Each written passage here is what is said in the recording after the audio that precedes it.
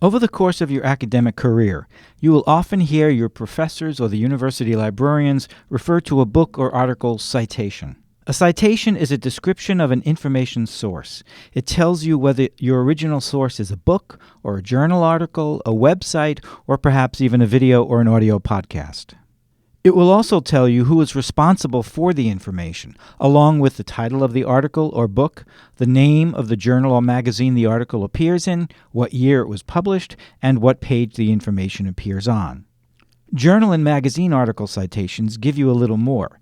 They will also often have volume and issue numbers, as well as specific page references. Website citations may include a URL.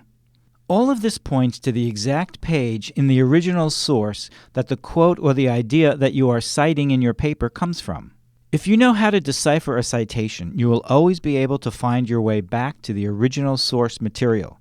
The objective of writing a citation is simply to be able to locate the source again easily. In this sense, it's like a roadmap.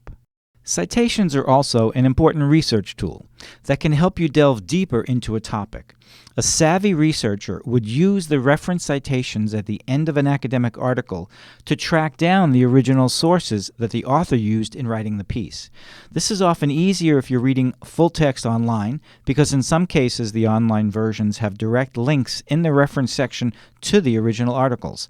In either case, you can follow this trail of breadcrumbs back to the original source, read the materials for yourself, and make your own determinations.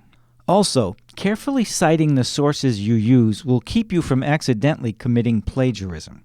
Remember, it is perfectly okay to quote from other people, to even use their ideas in your work, but not as your own work. You must always give credit where credit is due. Just a brief word about citation styles. The choice of one citation style over another is an interesting question. It is often dependent upon a particular discipline.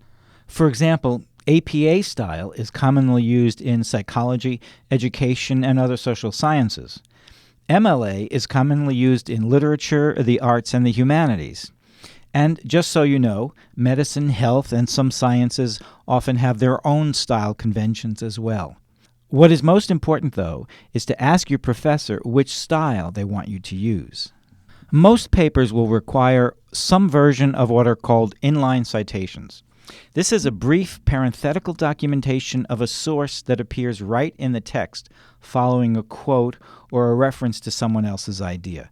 Inline citations let the reader know where the information comes from without the distraction of a full citation in the middle of the text. Every inline citation must have a complete corresponding full citation listed in the bibliography at the end of the paper. Bibliographies that appear at the end of a paper are called works cited in the MLA style and references in the APA style.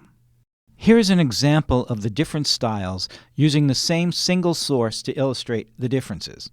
You'll notice that in most cases, the anatomy of the citation is similar, if not the same. They are just formatted differently.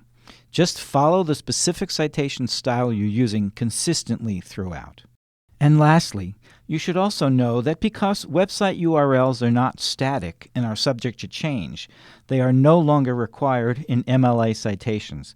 However, some of your professors may require that you use them. Just be sure to ask.